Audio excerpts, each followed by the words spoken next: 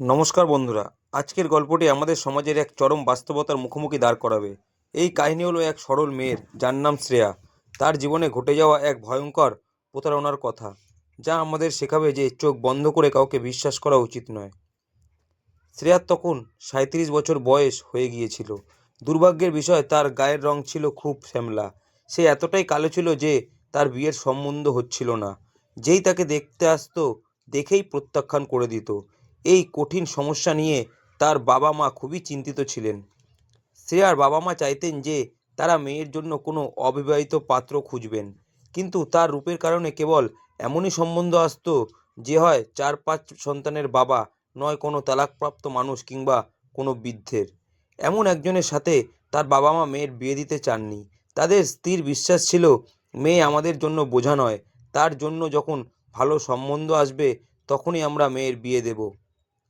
কিন্তু এদিকে তার বয়স পেরিয়ে যাচ্ছিল, আর তার মুখের দিকে তাকালে বয়সটা স্পষ্ট বোঝা যাচ্ছিল। এবার পাড়ার লোকেরা বাবা মাকে বোঝাতে শুরু করলো যে মেয়ের বিয়ে যে অবস্থাতেই হচ্ছে করে দিন। মেয়ের বিয়ের বয়স পার হয়ে যাচ্ছে, ভবিষ্যতে এমন সম্বন্ধও আর জুটবে না। এসব ভেবেই তার বাবা মা এক ব্যক্তির প্রস্তাব গ্রহণ করলেন, যার দুটি যুবতী মেয়ে এবং একটি ছেলে ছিল। শ্রেয়ার বাবা খুবই সরল মানুষ ছিলেন।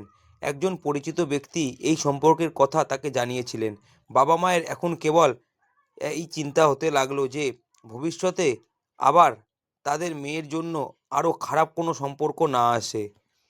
যে এই সম্বন্ধ এনেছিল সে ছিল শ্রেয়ার বাবার পরিচিত। সে পাত্রের ছবি শ্রেয়ার বাবাকে দেখালো। বাবা ছবিটি দেখেই পাত্রকে পছন্দ করে ফেললেন, কারণ লোকটা দেখতে ছিল ফর্সা, সুঠাম এবং স্মার্ট। তাকে দেখে কোথাও থেকে মনে হচ্ছিল না যে সে 3 যুবতী সন্তানের বাবা, যার বয়স 52 বছর। সেই পাত্রকে আমরা মিস্টার সেন বলে উল্লেখ করব।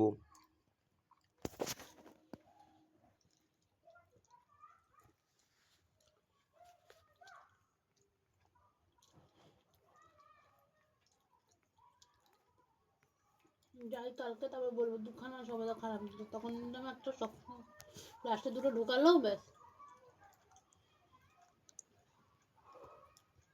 দিয়ে বেঁচে নিয়ে আসবো যাই হোক যাই হোক, বাবা তাদের দিক থেকে সম্পর্কের জন্য হ্যাঁ করে দিলেন। এরপর শ্রেয়ার ছবিও পাত্রের বাড়িতে পাঠানো হলো। পাত্রপক্ষ শ্রেয়াকে পছন্দ করে নিল। এইভাবেই সাদামাটাভাবে শ্রেয়ার বিয়ে হয়ে গেল এবং সে শ্বশুরবাড়ি চলে গেল। কিন্তু বিয়ের 2 দিন আগে শ্রেয়া একটি বিষয় লক্ষ্য করেছিল যে তার পরিবারের সবাই খুব চিন্তিত লাগছিল এবং তাকে দেখে খুব কাঁদছিল। তাদের কথা ছিল যে তুমি শ্বশুরবাড়ি যাচ্ছ, সবসময় নিজেকে ঘরে বেঁধে রাখবে এবং সবসময় নিজের ঘরকে বেঁধে রাখবে এবং স্বামীর সংসারে যে কোনো পরিস্থিতিতে মানিয়ে নেবে। শ্রেয়া তার পরিবারের কথা ভালো করেই বুঝতে পেরেছিল যে তারা কি বলতে চাইছে। বিয়ে করে যখন শ্বশুরবাড়ি গেল, তখন সে তার স্বামী মিস্টার সেনের সন্তানদের দেখল। সবাই ছিল পূর্ণ যুবতী। তাদের দেখে তার খুব অবাক লেগেছিল। 2 মেয়ে, মহিমা ও অঞ্জনা, খুব সুন্দরী ছিল, আর ছেলেটা অপূর্ব ছিল, বড় অদ্ভুত ধরনের, কানে কুণ্ডল পরা, যেমন গুন্ডা ছেলেরা পরে থাকে। শ্রেয়ার মনে হলো হয়তো আজকাল এটাই ফ্যাশন চলছে। মিস্টার সেনের মা মিসেস সেনও ওই বাড়িতে উপস্থিত ছিলেন।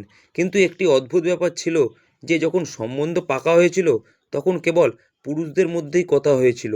মিসেস সেন যদি বাড়িতে থাকেন তবে তিনি কেন শ্রেয়াকে দেখতে এলেন না, আর কেনই বা শাশুড়ি তার ছেলের বউকে নিতে বাপের বাড়ি গেলেন না। শ্রেয়া তার স্বামীর সাথে মন্দিরে সমস্ত আচার অনুষ্ঠান শেষ করে মন্দির থেকে সরাসরি নিজেদের শ্বশুরবাড়িতে চলে এসেছিল। শাশুড়ি মিসেস সেনকেও দেখতে খুব ভয়ঙ্কর লাগছিল। মনে হচ্ছিল তিনি খুব বদমেজাজি মহিলা এবং ভবিষ্যতে তার জীবন দুর্বিষহ করে তুলবেন। শ্রেয়াকে তার ঘরে পাঠিয়ে দেওয়া হলো।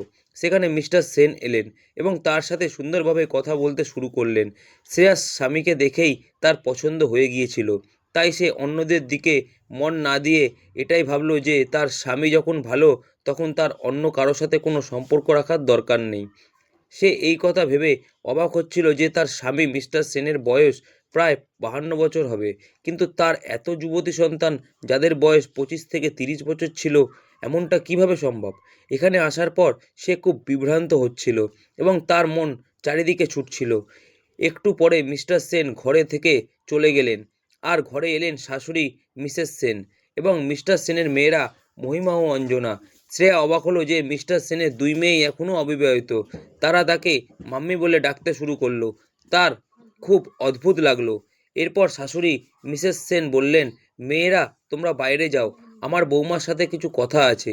এই মহিলাকে দেখতে খুবই অদ্ভুত লাগছিল।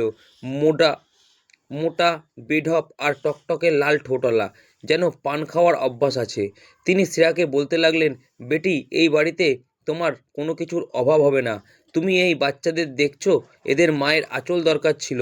এদের মা ছোটবেলায় এদের ছেড়ে চলে গিয়েছিল। তখন থেকেই আমার ছেলে খুব কষ্টে ছিল। আমরা তাকে বুঝিয়েছিলাম যে তুমি আবার বিয়ে করো।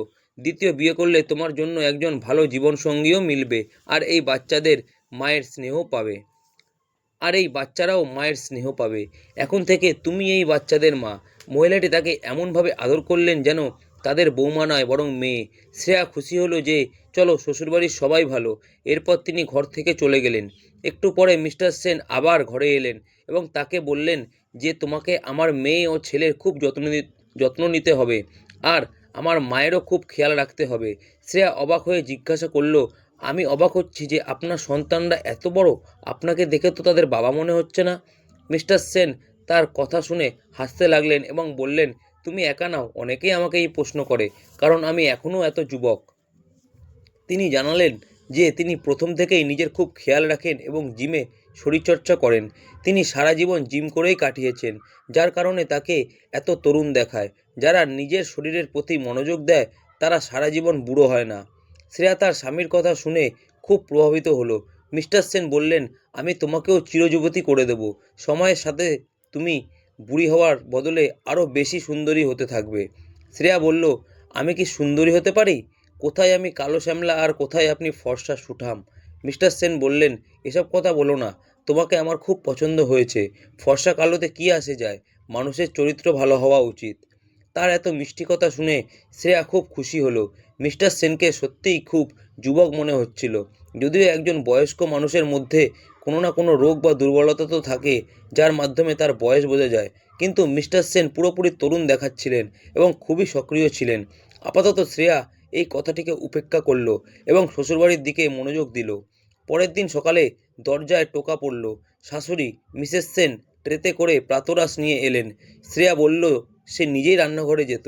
শাশুড়ি বললেন, নতুন বউকে এত তাড়াতাড়ি রান্নাঘরের কাজ করানো ভালো দেখায় না। প্রাতরাশ শেষে শ্রেয়া স্বামীকে বলল যে আজ তারা কোথাও ঘুরতে যাবে আর সে বাপের বাড়ি যেতে চায়।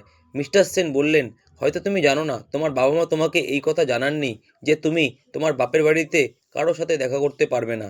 এই কথা শুনে শ্রেয়া অবাক। সে বলল, এমন হতে পারে না। মিস্টার সেন বললেন, এমনটাই হয়েছে। এখন তোমার বিয়ে এখানে হয়েছে, তাই তুমি তোমার কোনো আত্মীয় বা বাপের বাড়ির কারো সাথে কোনো যোগাযোগ রাখবে না। এবার সে বুঝতে পারল এই কারণেই বিয়ের আগে তার পরিবারের সবাই এত চিন্তিত ছিল এবং বিদায়ের সময়ও তারা বারবার সংসার ধরে রাখার কথা বোঝানোর চেষ্টা করছিল। যখন শ্রেয়া স্বামীকে জিজ্ঞেস করল যে এই শর্ত কার ছিল, তখন তিনি বললেন, আমি এই শর্তেই তোমাকে বিয়ে করেছি, কারণ তোমার তো কোথাও বিয়েই হচ্ছিল না, আর তোমার বাড়ির লোকেরা হাসিমুখে আমার এই শর্ত মেনেও নিয়েছিল। এই কথা শুনে তার খুব আঘাত লাগলো। একটু পরেই মিস্টার সেনের মোবাইলে কারো ফোন এলো। তিনি ফোনে খুব তর্ক করছিলেন। সম্পর্ক ঠিক হওয়ার সময়ই আমাদের এই শর্ত আগে থেকে পাকা হয়ে গিয়েছিল। শ্রেয়া বুঝলো ফোনটা তার বাপের বাড়ি থেকেই এসেছে। সে স্বামীর কাছে গিয়ে কাঁদতে কাঁদতে বলল, প্লিজ একবার আমার কথা বলিয়ে দিন। মিস্টার সেন তার দিকে তাকিয়ে কলে বললেন, আজকের পর আমার মোবাইলে কারো ফোন আসা উচিত নয়। যদি ফোন করা হয় তবে আপনার মেয়েকে তালাক দিয়ে আপনাদের বাড়িতে ফেরত পাঠিয়ে দেব। এই বলে তিনি ফোন কেটে দিলেন।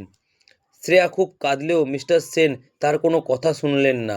তিনি বললেন, যদি তারা তাদের মেয়েকে খুশি দেখতে চান তাহলে যেন চুপ থাকেন এবং তোমার সাথে কথা বলার কোনো চেষ্টা না করেন, এটাই তাদের জন্য ভালো হবে। স্বামীর এমন রূপ দেখে শ্রেয়া খুব ভয় পেয়ে গেল। মিস্টার সেন বললেন, এই বাড়িতে আমার মা, আমার মেয়েরা এবং ছেলে আছে। তুমি তাদের সবার সাথে থাকো এবং তাদের খেয়াল রাখো, এটাই তোমার কর্তব্য। শ্রেয়া কাঁদতে কাঁদতে ঘরে চলে এলো। কিছুক্ষণ পর মিস্টার সেন কিছু একটা ভাবতে ভাবতে ঘরে এলেন এবং তাকে শান্ত করলেন। তিনি বললেন, তুমি চিন্তা করো না, আমি তোমার বাবা মায়ের সাথে তোমার কথা বলিয়ে দেবো, এমনকি দেখা করিয়েও দেবো, কিন্তু এখন নয়, সঠিক সময় এলে আমি তোমাকে নিয়ে যাব। এই বলে তিনি জরুরি কাজের অজুহাতে বাড়ি থেকে চলে গেলেন। তখনই শাশুড়ি মিসেস সেন তার কাছে এসে বসলেন। কিছুক্ষণ পর তিনি তার বড় মেয়েকে বললেন, যাও, তোমাদের মাম্মি কাঁদতে কাঁদতে নিজের অবস্থা খারাপ করেছে, ওর মাথা ধরেছে হয়তো, ওর জন্য এক কাপ চা বানিয়ে দাও। শ্রেয়া বারণ করলেও মহিমা আর অঞ্জনা জোর করে চা বানিয়ে আনলো। যেই সে চায়ে ঠোঁট লাগালো, চায়ের ভেতর থেকে তিক্ত গন্ধ আসতে শুরু করলো, যেন খারাপ দুধের তৈরি চা। শাশুড়ি অন্য অজুহাত দিলেন। অঞ্জনা বলল, যদি আপনি আমাদের ভালোবাসতেন তবে আপনার এই চা থেকে গন্ধ নয় বরং সুগন্ধ আসতো। শ্রেয়া বাধ্য হয়ে সেই চা পান করতে লাগলো। চায়ে কোনো ওষুধের গন্ধ আসছিল। তারা সবাই তাকে এমনভাবে দেখছিল যেন সে কোনো চা নয় বরং ওষুধ পান করছে। চা শেষ করার পর তার মাথা হঠাৎ ভারী ভারী লাগতে শুরু করলো। সে তার স্বামীর বড় মেয়ে মহিমাকে ডাকতে শুরু করলো, কিন্তু সে সাড়া দিল না। তার মনে হলো পুরো ঘর গোল গোল করে ঘুরছে। সে বিছানায় শুয়ে পড়ল এবং তার চোখ বন্ধ হয়ে গেল। এরপরে তার আর কিছু মনে নেই। শ্রেয়ার চোখ তখনই খুলল যখন শ্রেয়ার চোখ তখনই খুলল যখন রাত 9টা বাজছিল। ঘরে অদ্ভুত নীরবতা। সে বিছানা থেকে মাটিতে পা রাখতেই হঠাৎ দুর্বলতা অনুভব করতে লাগলো। মাথা ঘোরা শুরু হলো এবং তার পেটে ব্যথা অনুভব হতে লাগলো। সে বুঝতে পারলো সে সারাদিন ঘুমিয়ে কাটিয়েছে। এর মানে হলো তাকে কিছু না কিছু পান করানো হয়েছিল। সে ঘর থেকে বাইরে বের হলো। পুরো বাড়ির আলো বন্ধ। সে টর্চের আলোয় সুইচের খোঁজ করছিল। তখন হঠাৎ কেউ তাকে টেনে অন্য একটি ঘরের ভেতরে ঠেলে দিল। সে খুব ভয় পেয়ে গেল এবং চিৎকার করার চেষ্টা করলো, কিন্তু যে তাকে চেপে ধরেছিল সে তার মুখে হাত চাপা দিল। তাকে হাতের স্পর্শে মনে হচ্ছিল তার হাতের স্পর্শে মনে হচ্ছিল এই হাতগুলি পুরুষদের, কিন্তু সে বুঝতে পারল যে এই হাতগুলি তার স্বামী মিস্টার সেনের নয়। সে সেই লোকটিকে জোরে ধাক্কা মেরে পালিয়ে সে সেই লোকটিকে জোরে ধাক্কা মেরে পালিয়ে দৌড়ে নিজের ঘরে চলে এলো। সে কে ছিল আর কেন তার সাথে এমন করছিল? হে ভগবান, এই বাড়িতে কি হচ্ছে? এই বাড়িটা একটা হাভেলির মতো তৈরি করা হয়েছিল। সে গভীর নিঃশ্বাস নিচ্ছিল। তখনই হঠাৎ ঘরে কারো আসার আওয়াজ হলো। আলো জ্বলে উঠল। সে দেখল মিস্টার সেন সামনে দাঁড়িয়ে হাসছেন। মিস্টার সেন তাকে দেখে বললেন, কি হয়েছে তোমার? তুমি এত ডরসহমি কেন? সে বলল, আপনি কোথায় গিয়েছিলেন? আমাকে কেউ চেপে ধরেছিল। সেই ঘরে কে ছিল? মিস্টার সেন বললেন, আরে সেই ঘরে আমিই ছিলাম। তোমার কি মনে হলো যে অন্য কেউ এসে তোমাকে চেপে ধরেছিল? আমার বাড়িতে আমি ছাড়া আর কে আসবে? আমার ছেলে অপূর্ব তো রাত 11টার আগে কখনো আসে না, আর এখন তো রাত 10:30 বেজেছে মাত্র। তাহলে আমিই ছিলাম যে তোমাকে ধরেছিলাম। শ্রেয়া বলল, যদি আপনি ছিলেন তাহলে আমাকে বললেন না কেন? আপনি জানেন তো আমি কতটা ভয় পেয়ে গিয়েছিলাম। মিস্টার সেন জোরে জোরে হাসতে লাগলেন। আমি তোমাকে ভয় দেখাচ্ছিলাম। তিনি এমনভাবে কথা বললেন যে শ্রেয়া আপাতত বিশ্বাস করলো যে এটা তার স্বামীরই ঠাট্টা ছিল। মিস্টার সেন বললেন, চলো তুমি রাতের খাবার খেয়ে নাও। সে বলল, আমার কিছু খেতে মন চাইছে না, কিন্তু আমার মাথাটা কেমন যেন ধরে আছে এবং শরীরে খুব দুর্বলতা। মিস্টার সেন বললেন, তাহলে চলো আমি তোমার জন্য কফি বানিয়ে দিই, তাতে তোমার দুর্বলতাও অনুভব হবে না। সে বারণ করলেও মিস্টার সেন তার জন্য জোর করে কফি বানিয়ে নিয়ে এলেন। শ্রেয়া আবারও বারণ করলো। মিস্টার সেন বললেন, আমাকে তোমার কোনো কথা শুনতে চাই না। তুমি নিজের স্বাস্থ্যের খেয়াল রাখো, তাই আমি তোমার জন্য কফি বানিয়ে এনেছি। তোমাকে আমার হাতের তৈরি কফি পান করতেই হবে। তার স্বামীর এই জেদ খুব অদ্ভুত লাগলো, কিন্তু সে কফি পান করে নিল। আর ঠিক তেমনই হলো যেমনটা সকালে হয়েছিল। তার ঘুম লেগে গেল এবং সে পরের দিন ঘুম থেকে উঠল। তার মনে হলো এটা কোনো কফি ছিল না, বরং এমন কোনো জিনিস ছিল যা পান করে তার ঘুম এসে গিয়েছিল। পরের দিন সকালে যখন তার চোখ খুলল তখন সকাল 10টা বাজছিল। সে এত বেশি কিভাবে ঘুমাতে পারে? তার মাথায় শুধু এটাই ঘুরছিল। সে বুঝতে পারল এই লোকেরা তাকে কিছু না কিছু মিশিয়ে পান করাচ্ছে, যার কারণে তার এত বেশি ঘুম আসছে এবং তার ভেতরে দুর্বলতা বাড়তে চলেছে। সে ঠিক করে নিল যে এখন সে কারো দেওয়া কোনো জিনিস না খাবে আর না পান করবে। সে সেটাই করলো। পরের দিন সকালে সে বাড়ির সমস্ত কাজ নিজে নিজে করলো। সে ভাবছিল এখন তো সে এই বাড়ির কোনো সদস্যের হাতের দেওয়া কিছুই খায় বা পানও করে না, তবুও তার এত বেশি ঘুম কেন আসছে? একদিন সে মঙ্গলবারের ব্রত রাখলো, না জলপান করলো আর না কিছু খেলো। অদ্ভুতভাবে আজ তার একদমই ঘুম এলো না, আর কেউ তাকে বিরক্তও করলো না। সে মিস্টার সেনের আসার অপেক্ষা করছিল। ব্রত খোলার প্রস্তুতি নিতে সে পুরোপুরি তৈরি হয়ে দরজার কাছেই দাঁড়িয়েছিল। তখনই হঠাৎ সে কোনো কাজের জন্য আবার নিজের ঘরে এলো। ঠিক সেই সময় মিস্টার সেন বাড়ির দরজা দিয়ে ভেতরে ঢুকলেন।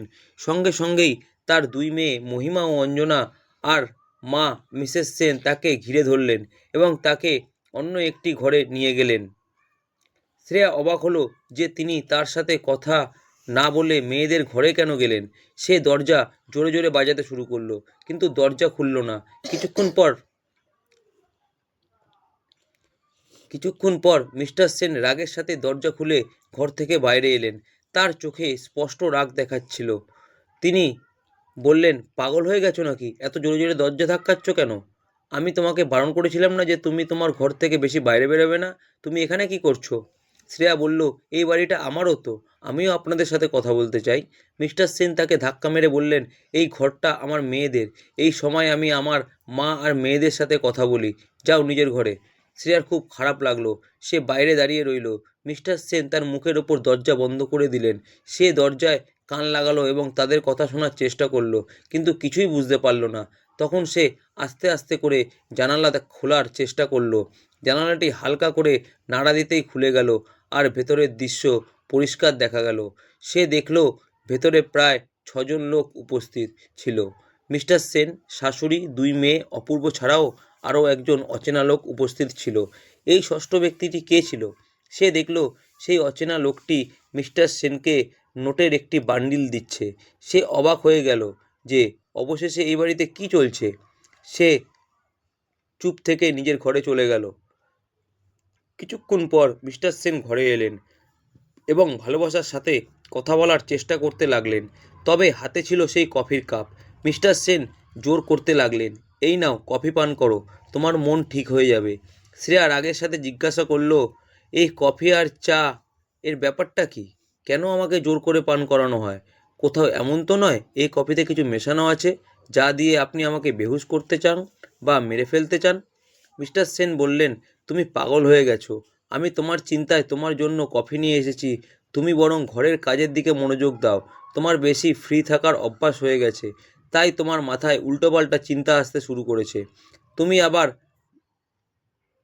তিনি আবার নরম হলেন। তুমি আমাকে জোর করছো এমন কথা বলতে। আমি তো তোমাকে খুব ভালোবাসি। আমি জানি আজ তুমি উপোস করেছো, তাই কফি এনেছি। তার কথায় তার মন নরম হলো এবং সে তার হাত থেকে কফি কাপটি নিয়ে বলল, আমি এই কফি পান করে নিচ্ছি। কিন্তু এটি ছিল তার সবচেয়ে বড় ভুল নয়। সে ভালোবাসার ভান করে সেই কফিটির মিস্টার সেনের মনোযোগ অন্যদিকে সরতেই বিছানার পিছনের দিক থেকে ফেলে দিল এবং কিছুক্ষণ পর সে ঘুমের ভান করতে শুরু করলো। শ্রেয়া এবার সুযোগ খুঁজছিল। সে অজুহাত দিয়ে ছাদে গেল এবং পাড়ার এক মহিলার সাথে কথা বলার চেষ্টা করলো। পাথর মাথা পাথর মারার শব্দ শুনে এক মহিলা ছাদে এলেন। শ্রেয়া তাকে বলল, আমি এই বাড়ির সম্পর্কে সব কিছু জানতে চাই, প্লিজ আমাকে বলে দিন।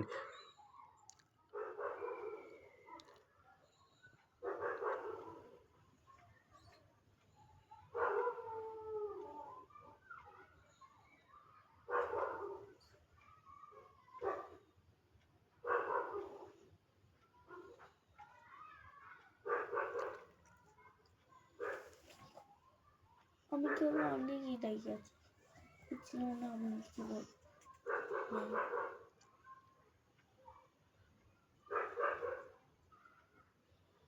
চিল্লাতে থাকবে না। আমি এখানে থাকতে গিয়ে খুব সমস্যার মধ্যে আছি। সেই মহিলা জানালেন যে যে বাড়িতে তুমি থাকো সেটা কোনো বাড়ি নয়, আর সেখানে থাকা লোকটি তোমার স্বামী নয়, বরং এই লোকেরা একে অপরের পরিবারের সদস্য নয়। এই বাড়িটা একটা পতিতালয়। তিনি জানালেন যে মোটা মহিলাটি থাকে সে একজন দালাল, আর সেই দুই যুবতী মেয়ে থাকে, তারা এই বাড়িতে মেয়েদের ভুলিয়ে ভালিয়ে নিয়ে আসে। আর যে তোমার স্বামী, তার ওই একই কাজ। সে বিয়ের অজুহাতে মেয়েদের এখানে নিয়ে আসে বা অপহরণ করে। শ্রেয়া জিজ্ঞেস করলো, এই বাড়িতে যে ছেলেটি অপূর্ব থাকে সে কে? মহিলাটি বললেন, সে মিস্টার সেনের ছেলে নয়, বরং যে দালাল মহিলা মিসেস সেনের ছেলে। তার কাজ হলো মেয়েদের ওপর নজর রাখা, যাতে কেউ পালিয়ে না যায়। এখানে প্রতি মাসে একটি মেয়েকে অজুহাতে আনা হয়।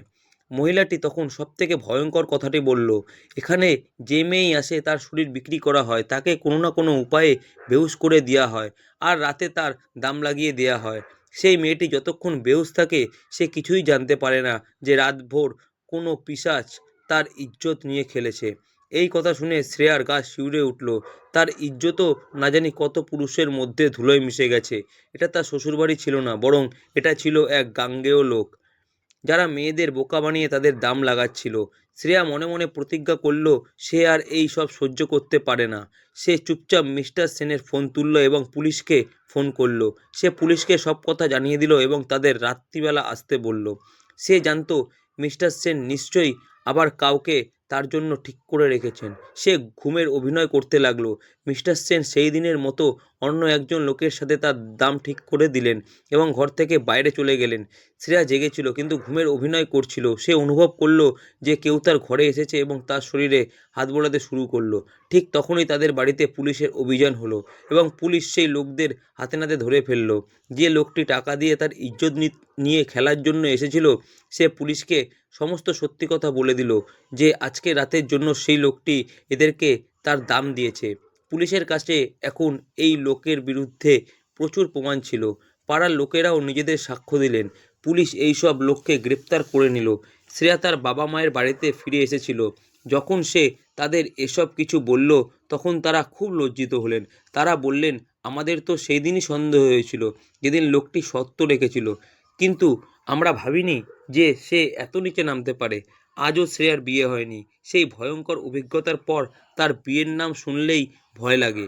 সে এখন চাকরি করে নিজের জীবন চালাচ্ছে এবং বৃদ্ধ বাবা মায়ের সেবা করছে। সেই ঘৃণ্য জীবন এর চেয়ে তার এমন জীবন বেশি পছন্দ। বন্ধুরা, এই কাহিনী আমাদের কাছে একটি অনুরোধ নিয়ে এসেছে। আপনারা আপনাদের মেয়েদের বিয়ে যেখানেই করুন, পাত্রপক্ষের পুরো তদন্ত করুন। শুধুমাত্র মেয়ের বিয়ে হচ্ছে না বলে তাড়াহুড়ো করে তাকে কারো হাতে তুলে দেবেন না। আমি চাই না যে শ্রেয়ার সাথে যা হয়েছে তা আপনাদের মধ্যে কারো সাথে ঘটুক। এই কারণেই এমন ধোঁকাবাজ মানুষদের থেকে সাবধান থাকুন। বন্ধুরা, এই গল্পটি আপনাদের যদি সচেতন করে তোলে তবে ভিডিওটিকে লাইক করুন। চ্যানেলে নতুন হলে চ্যানেলটিকে সাবস্ক্রাইব করুন এবং নোটিফিকেশন বেলটি অবশ্যই টিপুন, যাতে পরবর্তী আপডেট সবার আগে আপনি পান। ধন্যবাদ।